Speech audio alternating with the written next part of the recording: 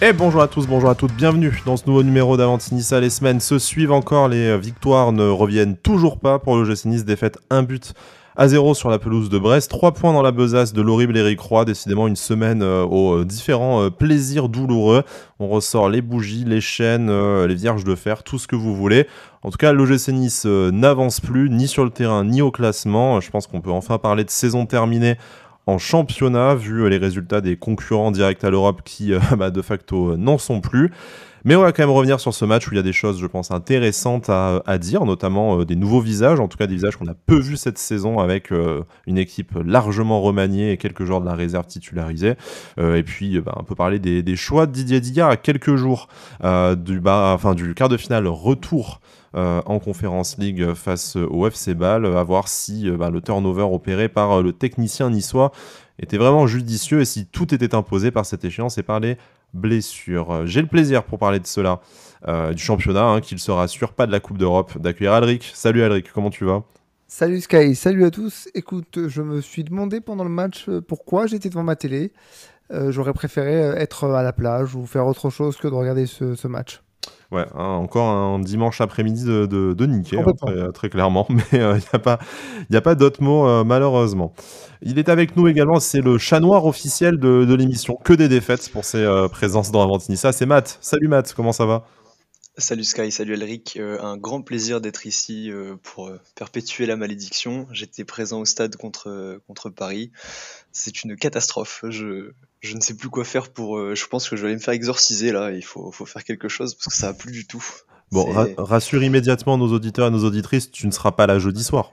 Non, non, je serai pas là jeudi soir. Je sais même pas si je vais oser allumer la télé. Je t'avoue Ok, que bon, c'est assez difficile. tout va bien, on conserve des chances de connaître une première demi-finale européenne. Merci pour ton sacrifice, Matt, c'est très gentil.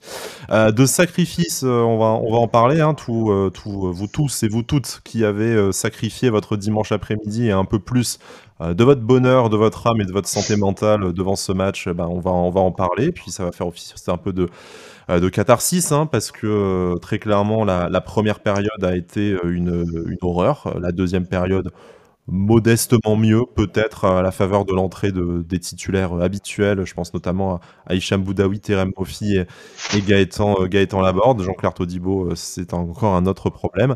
Mais messieurs, commençons par le commencement et par la composition de l'équipe. Donc, comme je le disais, un turnover opéré par Didier Digard, imposé par l'imminence et par la priorité donnée au quart de finale retour face au FC Bâle. Bien sûr, beaucoup de blessures aussi, l'OGC Nice qui ne récupère toujours pas de latéral droit devant les alternatives aux titulaires qui sont bien maigres, en témoigne Bilal Brahimi aligné au poste de numéro 9. Alors, deux questions pour vous. Est-ce que pour vous, ce 11 et le fait de réaliser un turnover, ça s'imposait vu l'échéance qui arrive jeudi, qui est importante et historique pour le club. Mais au-delà de ça, est-ce que pour vous, c'est pas, on va dire, anormal comme composition d'équipe, dans le sens où même si tu décides de faire monter des jeunes et si tu décides qu'il doit y avoir un turnover, je suis pas sûr pour autant que la composition d'équipe soit la plus cohérente possible. Si, enfin, je sais pas, votre avis là-dessus, si vous le partagez. Ouais, c'est compliqué de voir ce 11, d'autant plus que jusqu'à il y a quelques semaines, Didier Digard disait qu'il n'y avait pas de distinction de priorité entre le championnat et la Coupe d'Europe. Et là, clairement, c'était de manière sans le dire que oui, effectivement, maintenant la Coupe d'Europe devient prioritaire parce que très peu de titulaires en puissance dans ce 11. J'en note, je crois, 3 ou 4, Dante, Schmeichel, Thuram et Barre, grand maximum. Voilà, c'était compliqué parce qu'en fait, pas d'attaquant pur, un milieu de terrain qui n'était pas vraiment complémentaire, une défense New Look sans Todibo, c'était aussi, ça allait être aussi amusant à voir, non? On pouvait s'attendre à quelque chose de compliqué et clairement ça l'a été aujourd'hui. Alors je sais pas ce qu'on pense Matt, mais avant de creuser, je pense que ce serait intéressant d'avoir son avis sur ce point. Ouais, compo qui est clairement un aveu d'abandon du championnat. Au niveau de cette décision, moi je suis assez partagé. J'étais plutôt pour voir un peu des nouvelles têtes. On l'a beaucoup reproché aux entraîneurs précédents. Donc là, c'était bien que Didier Digard lance un peu ces jeunes qui sont très prometteurs sur les matchs sur les bouts de matchs qu'ils ont pu jouer ou sur les matchs de préparation. Après, c'est vrai qu'on s'est vite rendu compte là au bout de 10 minutes qu'il y avait pas vraiment de cohérence dans cette équipe, qu'ils savaient pas jouer les uns avec les autres, et que en fait moi j'ai la sensation qu'on a gâché un match d'entraînement quasiment. Déjà on Ouais, est je suis parti d'accord. pour jouer un match d'entraînement, mais en fait on l'a gâché, j'ai l'impression, et ça c'est dommage. Ouais, très clairement, on voit pas quels enseignements on peut retirer après ce match. Allez, peut-être, on est content d'avoir vu Reda Belayan et ça s'est plutôt bien passé pour lui, mais c'est bien maigre. Je voudrais quand même encore rester un petit peu sur le choix de cette composition d'équipe et notamment du système tactique. Moi, je suis assez perplexe. Ben, déjà sur les choix peut-être en défense. Alors allez, on va dire qu'au milieu de terrain, si tu décides de te passer de Hicham Boudaoui pour des raisons physiques et pour le préserver pour le match retour, je peux comprendre que tu ne pouvais pas faire beaucoup mieux, mais alors en défense, par rapport à ce que tu pouvais aligner, est-ce que vraiment cette défense à 5, ça s'imposait? Tu mets Amraoui axe gauche alors qu'il était déjà dans une difficulté assez importante à son poste de latéral gauche, vu que tu l'as ressorti du banc au bout d'un mois. Rosario aussi en défense centrale, plutôt que quitte à mettre des jeunes. Très en difficulté contre Bâle d'ailleurs. Voilà, mais fais peut-être jouer Naounou. Enfin, moi c'est vraiment la cohérence en fait, plus que le turnover qui, on peut le déplorer, chacun son avis là-dessus, mais il s'explique au moins par rapport à l'imminence du match européen. Mais par contre, moi là, quand je vois la défense, bah, tu continues à aligner Kasper Schmeichel. Quel message tu envoies à Bulka si en fait les jeunes de la réserve ont davantage de temps de jeu que lui? Parce que c'était pas peut-être la dernière occasion de voir Bulka sur un match important cette saison. Et encore une fois, voilà, derrière, ben, tu décides de ne faire jouer avec Joe Bryan euh, qu'au dernier moment, dans la dernière demi-heure, alors que pareil, c'était peut-être sa dernière chance d'avoir un peu plus de minutes. Enfin, moi, j'ai du mal à m'expliquer ça. Tu as l'impression qu'il y a eu un turnover, mais sans vraiment essayer de garder un 11 cohérent, ou en tout cas des joueurs à leur poste fort, ou en tout cas à leur poste le moins faible. Ah, je suis tout à fait d'accord avec toi et ça va de pair avec ce que j'ai dit un petit peu tout à l'heure, c'est que contre Bâle, on a vu des joueurs qui étaient en grande, grande difficulté. Je pense à Rosario qui était sur le côté droit, je pense à Amraoui qui était sur le côté gauche. Et le fait de revoir ces joueurs 3 jours plus tard dans un match qui reste important dans la course au championnat, même si de plus en plus la 5e place s'éloigne, il faut être tout à fait honnête. Bah, là Il faut, c'est mort, hein, très clairement. Moi, voilà, mais il moi, faut moi, pas. je sais, quand je l'ai dit pendant le match, j'ai déjà eu plein de réponses en me disant non, mais ça fait longtemps qu'elle est morte. Donc, je Ouais, pense non, qu'on mais était les derniers à y croire en même temps, hein. Non, mais au-delà d'y croire, il faut jouer le championnat. Enfin, il faut jouer les matchs qui sont prévus. Tu vas pas passer à côté ou déclarer forfait pour prendre 3-0 à chaque fois. Donc, il faut faire en sorte d'avoir une équipe cohérente. Et bon, après, pour Boulka, je pourrais me dire, bon, je sais pas, je le dis comme ça sans avoir l'info, ça pourrait être encore un problème physique ou pas, genre, à voir. Mais par contre, revoir des joueurs qui ont été en difficulté comme Rosario, comme Amraoui, un peu comme Dante aussi, ce 3 jours avant à Bâle, eh bien c'est curieux parce que si tu décides de faire tourner, autant faire tourner complètement, quoi. Autant te dire, écoute, voilà, la priorité c'est la Coupe d'Europe. Là, je vais tester un nouveau truc, comme tu le disais, contre Brest, qui était un adversaire qui pouvait permettre ça. Là, ouais, c'est pas la première fois, mais une nouvelle fois, je comprends pas les choix de Digard.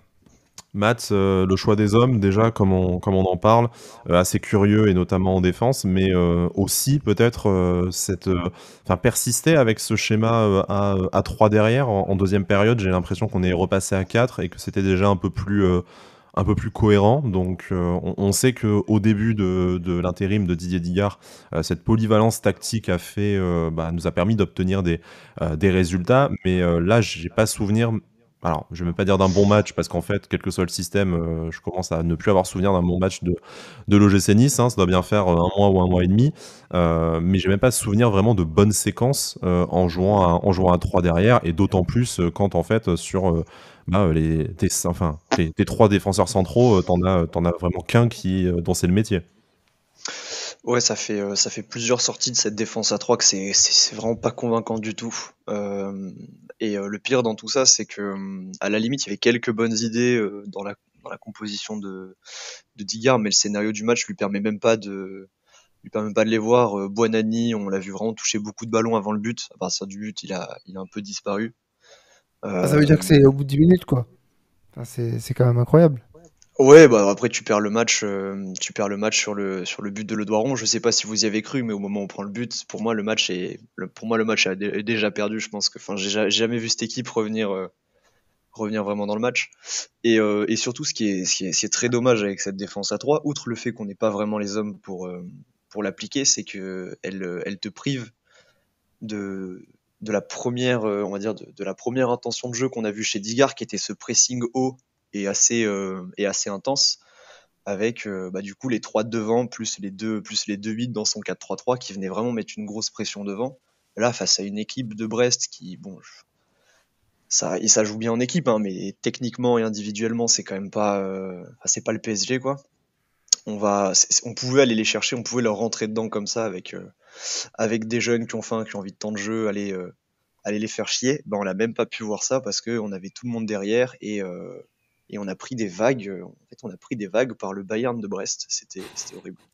Ouais, je pense qu'au milieu de terrain, à la place d'un Ross Barkley, encore une fois très emprunté, hein, qui vit très clairement ses derniers matchs sous le maillot de l'OGC Nice. Hein, là, vu ses performances depuis ses 3 buts début janvier 2023, il quand même traverse cette saison vraiment comme un fantôme. Donc à sa place, j'aurais bien vu, je sais pas, un Pablo Rosario. Je pense que ça aurait fait du bien au petit Belayan aussi, qui a fait un excellent match, mais bon, qui a le physique de son âge hein, aussi, hein, 18 ans, et du coup, forcément, Ouais, mais il y a qui a quelque chose peut-être eu avec du le mal à ballon. faire le contre-pressing comme le suggérait Matt. Ouais. Mais il y a quelque chose avec le ballon, Belayan, c'était avec Bonani en première mi-temps, par exemple, je trouve que c'est les deux meilleurs dans le marasme qu'a été notre première mi-temps. Belayan, hein, dont notre ami Alex De Castro disait hein, la tête de Ben Arfa et le physique de Coziello. Donc bon, on espère que c'est aussi soyeux que les deux joueurs balle au pied. On lui souhaite quand même une meilleure carrière, hein, notamment. Et voilà, c'est Voilà, surtout ça. mais bon. En tout cas, enfin, c'était rigolo. Je vous propose de passer un peu au déroulé du match. Ben, ce but de Le Doiron, hein, déjà, dont Matt a parlé. Encore un but sur un centre, encore un but de la tête, encore un but dans une zone où je pense que Kasper Schmeichel pouvait peut-être s'imposer, ou en tout cas essayer de faire autre chose que la plongée une fois que le ballon est déjà rentré dans le but. Ça commence à être compliqué pour Kasper Schmeichel cette saison, et je suis désolé de dire ça à Alric, hein, mais Ah il non, non, y a eu une phase où il a été aiglon du match, aiglon du mois pendant 2 mois d'affilée, où effectivement il était décisif et il faisait ce qu'on attendait de lui, c'est-à-dire l'arrêt ou les 2 arrêts dans le match qui te permettent de conserver un résultat. Là, j'ai quand même l'impression qu'à l'image du reste de l'équipe, hein, il ne porte pas la responsabilité uniquement sur lui, mais à l'image du reste de l'équipe, c'est quand même assez dur pour notre gardien danois de remettre la machine à l'endroit. Là, très clairement, il ne fait même plus en fait l'arrêt dans le match qui lui permet de se distinguer et de rapporter des points à l'équipe. Il gère les ballons qui sont faciles à attraper. Et après, c'est soit des mauvaises décisions dans les non-sorties, soit voilà, des performances tout à fait transparentes. bah déjà, c'est le septième but que tu prends consécutivement, toutes compétitions confondues. Septième match, pardon, que tu prends, où tu prends au moins un but, pardon. Donc déjà, c'est beaucoup. Et puis sur le but que tu prends, enfin, entre Barr qui ne défend pas correctement alors qu'il est censé être piston, il est censé attraper Kenny Lala qui est quand même un bon centreur, et je sais plus qui va pas au duel, enfin qui se fait manger au duel, je crois que c'est Dante, mais je veux pas dire de bêtises. Et Kasper Schmeichel qui ne plonge pas, ou quasiment pas. C'est vraiment compliqué. J'ai Et le l'impression que tu problème, décris le but qu'on s'est pris face à Bâle, hein. Enfin, et sûrement d'autres même. Je pense que ouais, ouais, ouais, bien sûr. le deuxième but face à Nantes, c'est plus ou moins le même scénario également, Ouais, en fait. alors, pour Nantes, on n'était pas du tout au marquage, hein, alors que là, il y a un semblant de marquage. Mais non, non, mais c'est bizarre. Comme tu dis, je décris un but qu'on a déjà pris et j'arrive pas à comprendre qu'on n'apprenne pas de ce type d'erreur, qu'on les répète match après match. Voilà, comme je le disais, c'est le septième match consécutif où tu prends un but. Et pour une défense qui était imprenable en début et en milieu de saison parce que c'était notre gros point fort. Là, clairement, on est en train de redevenir moyen dans les deux surfaces.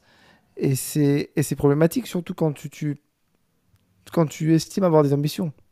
Bon, les ambitions, je pense qu'on va arrêter d'en parler, hein, parce que là, très clairement, c'est Oui, non, mais cuit en attends, supposant que c'est il reste la Coupe d'Europe. Hein, Il reste la Coupe d'Europe, tout à fait. Mais Mats, pour Kasper Schmeichel, moi, j'ai carrément envie de poser la question d'un point de vue sportif, parce qu'après, on sait que d'un point de vue contractuel, ça va aussi forcément peser dans la décision, hein, sans mauvais jeu de mots.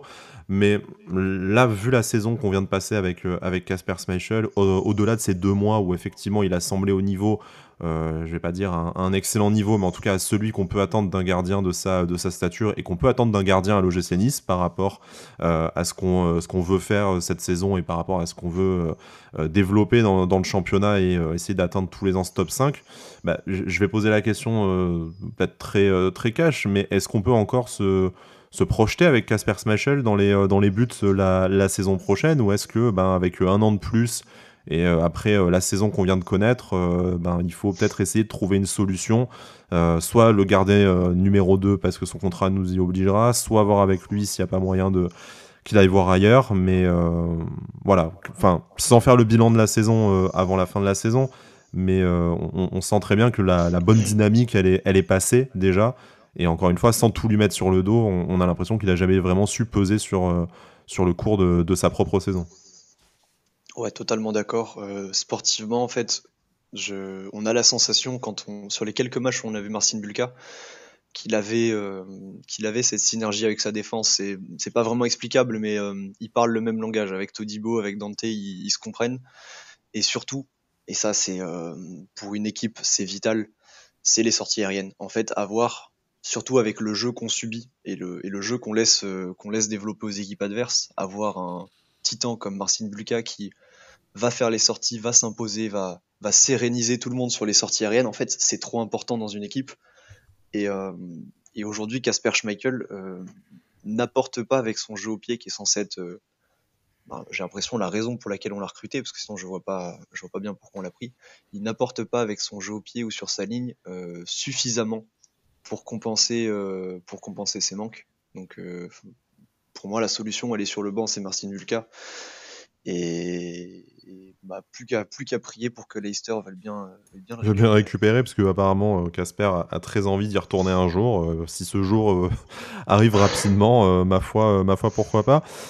Alric, pour Kasper Schmeichel, hein, déjà ton avis sur sa saison et sur ce qu'on peut en faire à l'OGC Nice, en tout cas comment on se projette avec lui. Mais je voudrais aussi ton avis sur le cas de Marcin Bulka. Alors Marcin Bulka, c'est un joueur que les supporters, et nous y compris, hein, apprécient beaucoup, hein, parce qu'il a toujours été extrêmement réglo. Il y a également eu une belle aventure en Coupe de France l'année dernière avec lui au cage, donc forcément des émotions et des matchs importants, ça soude et ça ancre un peu plus Marcin Bulka dans le cœur des supporters et dans le club. Des performances somme toute correctes aussi en début de saison avant sa blessure, mais entre le vrai faux épisode de il sera numéro 1 mais en fait non, l'été dernier qu'il a eu du mal à digérer, une longue blessure quand même dont on a du mal à savoir comment il va se remettre, et du coup une équipe qui s'est un peu créée sans lui. Est-ce qu'on peut miser sur Marcin Bulka numéro 1 la saison prochaine sans risque, ou est-ce que de la même façon il va falloir repartir avec une concurrence Marcin Bulka, Kasper Schmeichel parce que les contrats l'y obligent, ou bien Marcin Bulka, peut-être que les 2 saisons qu'il vient de passer à l'OGC Nice, il sait, ou en tout cas il n'a plus envie de croire qu'un jour il y sera numéro 1, et peut-être que logiquement il aura envie aussi d'aller chercher du temps de jeu ailleurs. J'ai quand même l'impression qu'au poste de gardien, pour des raisons très différentes, on se retrouve avec 2 gardiens sur lesquels on a du mal à dire qu'on va pouvoir capitaliser là-dessus dès le début de la saison prochaine. Ça va être un des plus gros chantiers de ton mercato. Avec le latéral gauche, hein, j'insiste. Oui, forcément, mais ça, c'est pas un mercato, c'est une arlésienne. C'est pas un chantier, c'est une arlésienne. Ce que je veux dire, c'est que Marcin Bulka, en début de saison, tu prends le risque de te le mettre à dos et de lui faire péter un câble lorsqu'il y a tous les épisodes avec Kasper Schmeichel qu'on qu'on a connu, dont on apprendra certainement d'autres choses d'ici quelques années hein, ou quelques mois, je ne sais pas.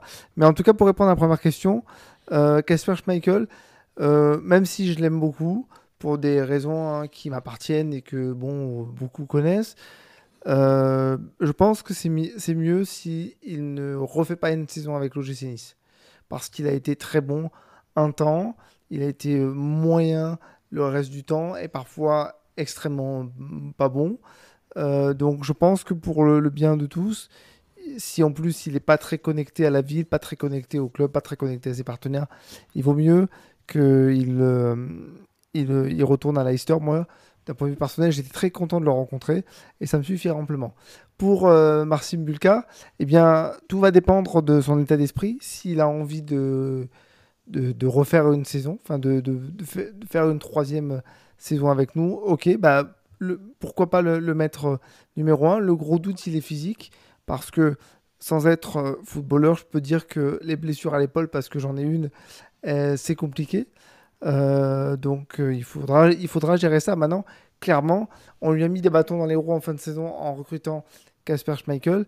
Il faut essayer de lui remettre la tête à l'endroit, lui faire comprendre que c'est lui qui peut devenir numéro 1.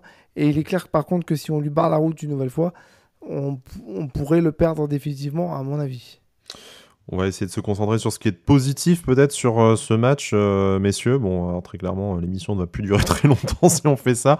Mais quand même, on en a parlé hein, du petit Reda Belayan. On peut peut-être y ajouter aussi la performance de Badreddine Bouanani. Finalement, on a, quand on lit les réseaux sociaux, l'impression qu'en fait, certes, pour certains, cette défaite, elle était assurée parce que il y avait un large turnover dans l'effectif, en tout cas dans le 11 aligné par Didier Digard. Mais ironiquement, c'est peut-être les deux jeunes et les deux qu'on a le moins vus en pro cette saison qui s'en sont le mieux sortis. Je pense notamment à Belayan, hein, qui est peut-être le meilleur niçois ou le niçois le moins mauvais sur cet après-midi.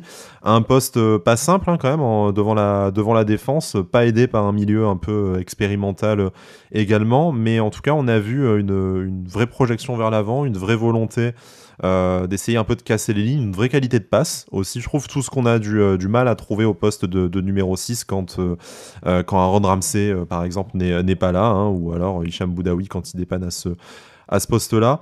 Une vraie bonne surprise pour sa première titularisation. Alors il va falloir éviter de s'enflammer non plus comme on a fait pour les autres jeunes, mais on sent vraiment que le gamin a un certain potentiel, un certain talent, à l'image de son coéquipier Badreddine Bouanani, qui a été aussi un peu en deçà après le reste du temps, mais malgré tout peut-être plus intéressant que n'importe quel autre joueur qu'on a vu aux avant-postes avant l'entrée des titulaires.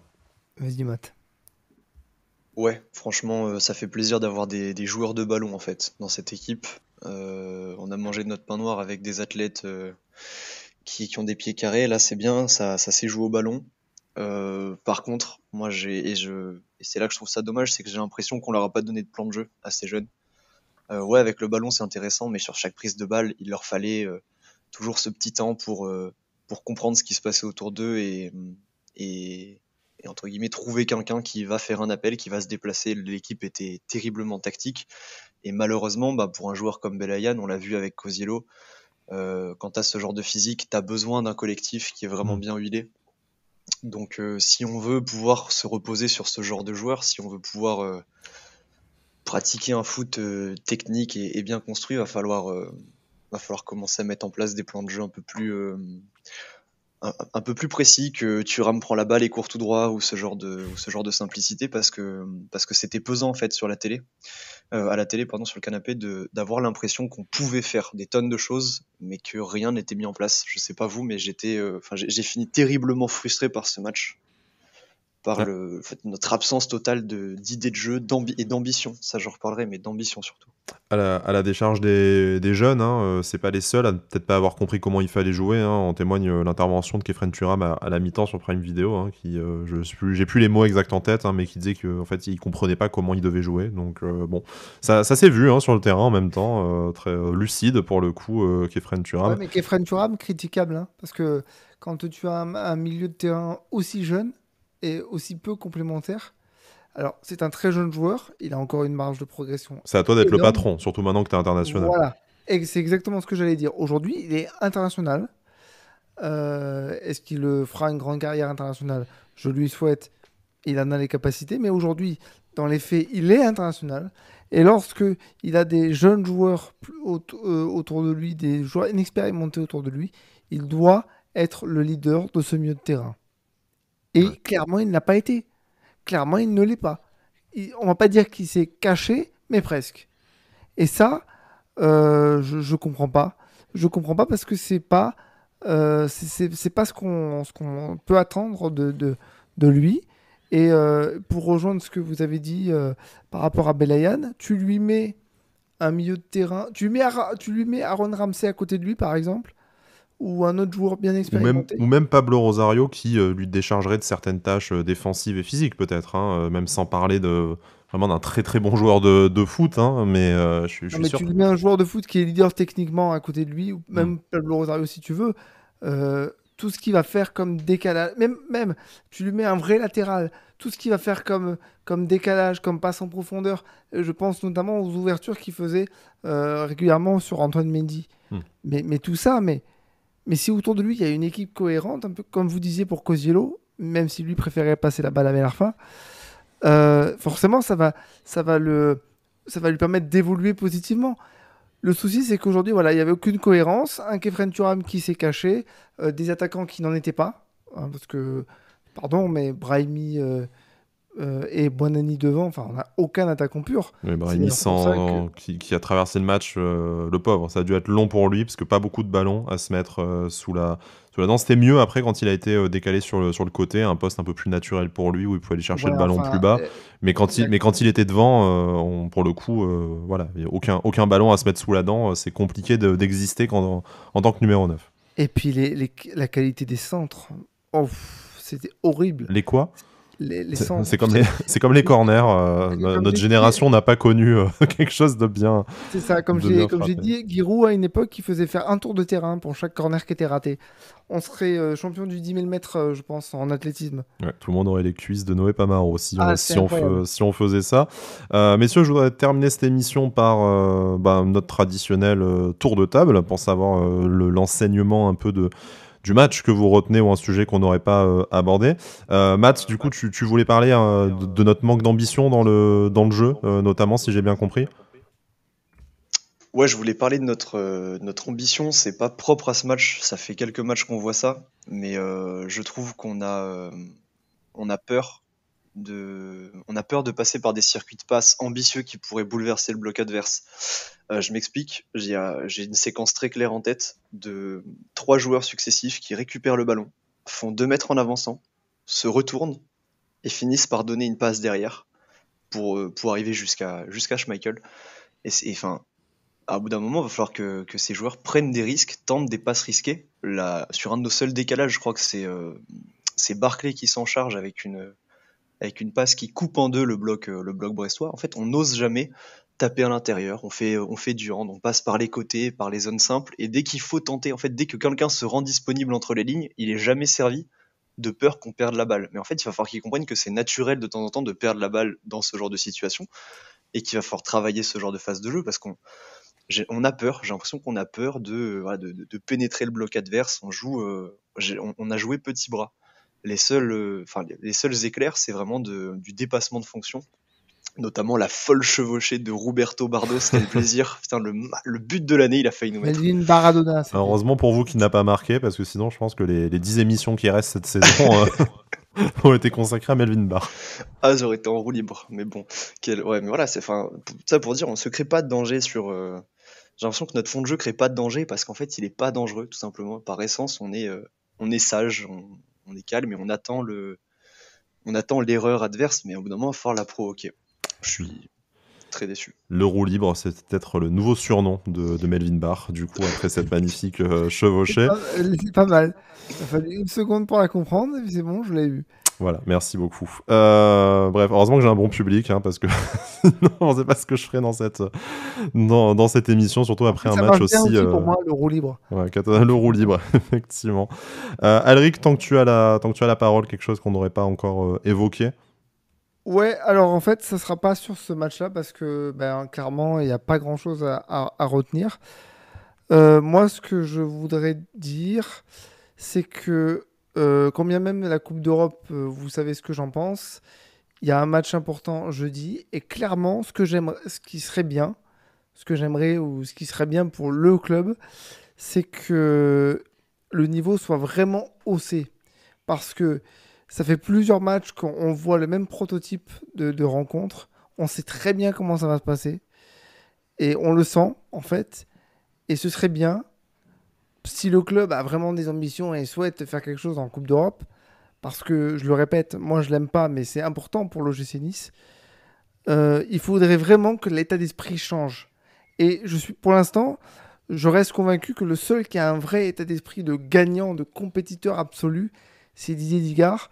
Et j'en veux pour preuve la réaction qu'il a eue sur le deuxième but de Bâle jeudi. Il était fou furieux. J'ai pas l'impression que tout le monde a compris qu'il fallait hausser réellement son niveau de jeu. Parce que le dernier match abouti, ça reste le match contre Monaco, Louis II. Ça commence à faire long. Et même face à Tiraspol, hein, il y a eu des séquences assez... il y a eu un petit moment où on a éteint la lumière au retour malgré le score, la large victoire au final. Donc voilà, c'est vrai qu'une équipe qui a du mal à se mettre au niveau de l'événement. Hein. C'était notamment le cas de la première demi-heure aussi au parc Saint-Jacques. Donc à voir ce qu'on nous réserve jeudi. Pour terminer l'émission, je voudrais dire 2 mots sur Jean-Claire Todibo. Hein. On l'a très vite abordé en début, mais moi je trouve que ça commence à devenir un peu inquiétant, son niveau qui est quand même largement en deçà de ce qui nous a habitués depuis son arrivée. On s'est plaît à dire par moment dans cette saison qu'on n'avait jamais connu un mauvais match de Jean-Claire Todibo, même quand il prenait un carton rouge dès la 9e seconde. Là, depuis son retour du rassemblement de l'équipe de France, j'ai quand même l'impression qu'il y a un petit truc qui s'est cassé. Alors, est-ce que c'est une coïncidence ou non ?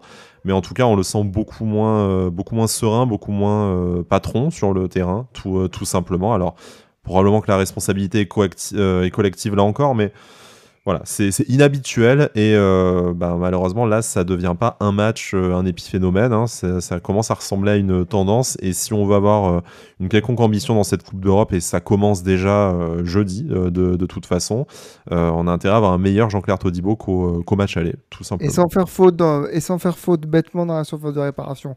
Parce que, pour compléter ce que tu viens de dire, jeudi, il a montré un élément de réponse à la question comment ça se fait qu'il n'est pas encore sélectionné en équipe de France. Clairement, ce qu'il fait contre Dan Ndoye, qui a été Ronaldo, hein, Dan Ndoye jeudi, c'est stupide. C'est stupide et c'est pas digne d'un grand défenseur. En tout cas, pas d'un international, effectivement. Messieurs, je vous propose de conclure là pour notre émission du jour.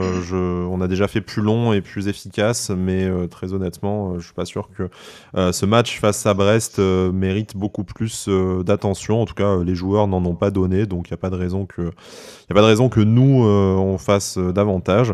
On va se retrouver vendredi en espérant fêter une qualification historique pour l'OGC Nice en demi-finale de Conference League.